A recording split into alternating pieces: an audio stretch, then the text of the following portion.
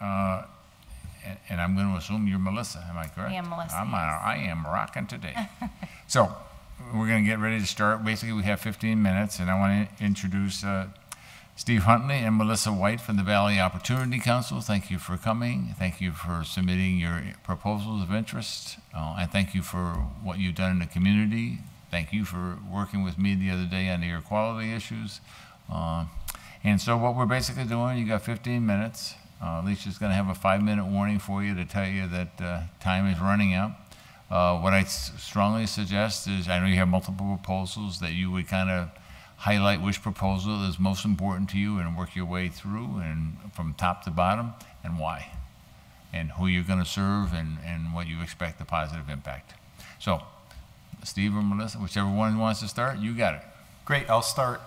So first of all, thank you for holding these forums. I look forward to seeing all the other applicants as well to get a better understanding of all the pieces coming together in the city through this funding that is really unusual and exciting.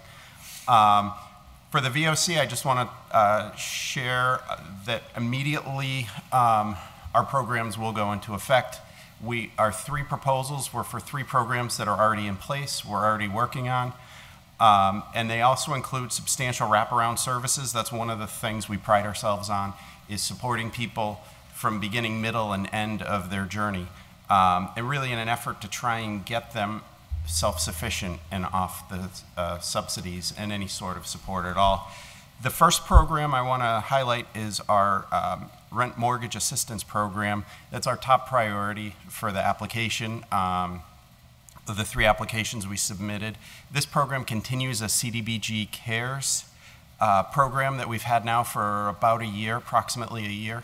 At that point, we've received 118 referrals from Hoyoke households, and we've helped 104 of them. So what that shows is a level of commitment to move through folks that ask for help and find ways to help them. It doesn't just mean we give them this particular resource, the rent mortgage resource, and then move on. We're enrolling them in other programs. We're following up with them. We're making sure that the issue that led to them not paying their rent actually is what is solved or is what we're attempting to solve, as opposed to just looking at the amount of rent they owe, how can we pay it off, and how can we move on. Our proposal is for 60 additional per year over the 4 years. And there was a question about reducing it, and we could reduce it if it would just point to us serving less than the 60 per year. We also have other funding that builds this program to include the case management portions of it. So for the amount we applied for, it isn't the full amount of the program. It's a small amount. We have staffing already in place that's paid for by other sources. This pays for a small portion of staffing, but certainly not all the staffing. And we are staffed to move quickly and connect to landlords, really to create long-term stabilization for the families. The thought about who we serve is a multifaceted answer. And Melissa we received an email after it was too late to submit public input that she's going to read a few sentences of it to help share how that works. This is from one of the landlords to one of the staff in the current program. I just wanted to reach out and tell you that you guys do an awesome job in helping me and my tenants out. Yes. Do you want me to hit it again? Speak up. Okay. I just wanted to reach out and tell you that you guys do an awesome job in helping me and my tenants out. You're always willing to go the extra mile, and I very much appreciate it. It's helped me out tremendously because I had bills I have to pay that were pending because of rent arrearage, and also hopefully will be able to make some more repairs that I have been waiting to do because of lack of money and also not having to take tenants to court. So I'm sure lots of them are very appreciative too. So I think there's multiple beneficiaries. Obviously the payment goes to the landlords, but this directly benefits the tenants, right? So individuals and family, and also in the long run, the community. So that this was just a really cool email in terms of just outlining in a couple sentences the benefits that the program has and the impact. Thank you. Mm-hmm. So the second application, priority-wise, would be the job training and placement application. It was a reasonably small request, would be my assessment.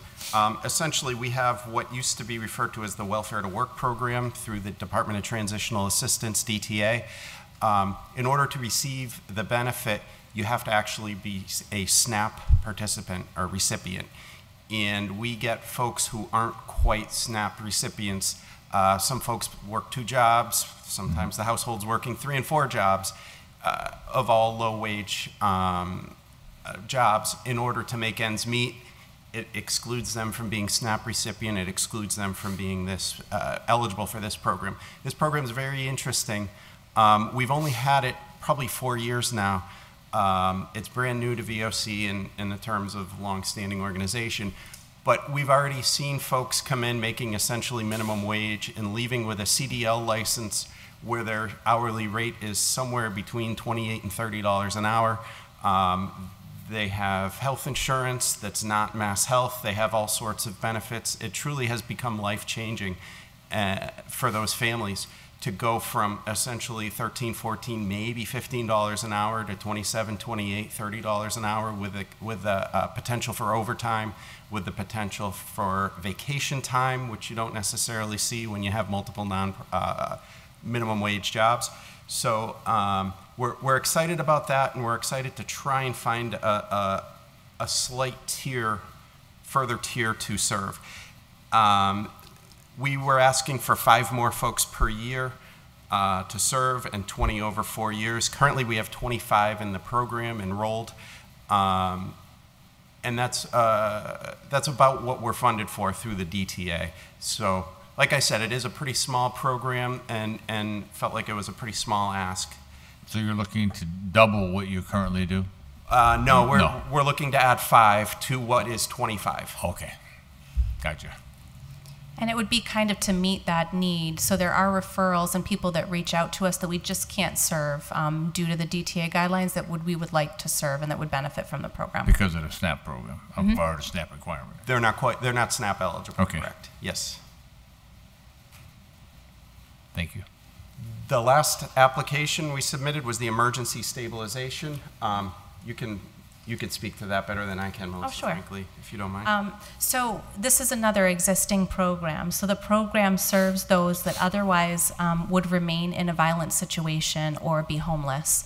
So this we see on a continuum. So emergency stabilization is not the ideal, right? But what we see is this program is where there's immediate safety, and then there's connections established in the community. So folks come into the program, they have that immediate need for safety met. We work with folks on life skills and immediately on stabilizing and getting back on track. So that means things like connecting to childcare, connecting to jobs, and connecting to stable housing, so that we go from that kind of immediate stability to long-term stability. Right now, there's a current enrollment of 7. We have a connection with Alianza, who's formerly Women's Shelter, and this connection would continue. So the referrals and there's additional support that comes from Alianza. We're looking to continue a census of about 6 to 8 ongoing. That would be our ongoing census, looking at serving about 24 per year in that program. These are domestic violence victims. This is a secure existing environment with a trained team. And I think I've said all the other pieces about that. Are there any questions about that program in particular? So are most of the, for lack of a better word, victims from Alianza? Is that where they get referred, or are there other ways they get to you? Right now there's not. Right now they are all from Alianza. And that has worked really well for us. They are the expert in that area. Yeah. And how this initially started is during the pandemic, there's been a significant increase in those that haven't been impacted by domestic violence and a lack of places for them to go. I think there's been a number of reasons. Some capacity has decreased, some places have closed down completely, but it left Alianza in a place where they were looking at having to make serious decisions about turning people away. And again, for this group, what that means is there's no other option. So they're making a really crucial decision on staying in a potentially violent situation with their family or just being out on the street. So I think this is a really key program that can provide a necessary support to the community. So have you gotten to the point where you are unable to find shelter for someone that's been the victim of violence? No, we have not. Okay. So everyone that Alianza has referred to us, we have been able to support. Okay. And again, it's with a quick turnaround. Yeah. So it really is a couple weeks to a month or a couple months max. And then they're going to another facility, hopefully? Well, usually what's happening is they're going to housing. So they're going to their own apartment, Yeah, their that's own what place. Yeah. When I said facility, I meant another home Yes. for them. So that is our goal, and that is usually what's happening, is we're able to connect them to another, a more stable living situation. Okay. Yeah. Okay, and you also talked about child care and jobs. So is that tied into the job training at all, or no? So what the cool thing about all of these programs is they're all connected to all the other VOC services and strong case management. So that is really woven throughout and a piece of each of these. So, we connect them with a case manager who's doing an immediate assessment on day one at what other programs can benefit the family and the individual. So we have a lot of programs at VOC, but then we're also looking to connect them to programs in the community. For example, with rental and mortgage assistance, we don't have a way to cover first, last, and security, but Enlace did.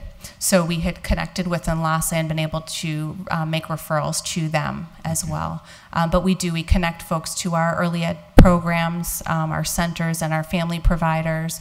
We can connect them to the SEAS program, to adult education, college and career readiness, WIC, and fuel assistance. So there are quite a few programs that we can readily connect families to. And even if families aren't interested right away, we've got the life skills stuff going on. So we've got a connection to doing healthy cooking where WIC comes in and talks to families about how to make a healthy meal. So there's kind of that day-to-day connection to VOC services, but then there's that hopefully lasting connection that we make. So we're always looking for kind of that immediate stability and then long-term stabilization. Okay, thank you. And again, going on all your priorities, if we cut funding 20%, we're taking 20% less client. Basically, that's a pretty accurate formula? Yes. Okay. Okay. Anything else you'd like to add? I think have we given it? 2.5 minutes or so. Oh, I didn't even see the 5-minute warning. Oh, boy. I didn't either.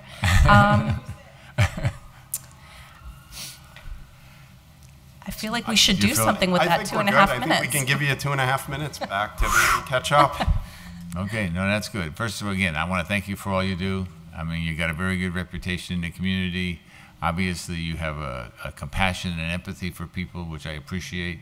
I've heard good things about your organizations in terms of efficiencies, and I know the effectiveness. So, thank you so again, much. we thank you for all you've done for, I know, Holyoke and Chicopee, but primarily I'll thank you for Holyoke because, Thank you. Mayor View could thank you for Chicopee. So.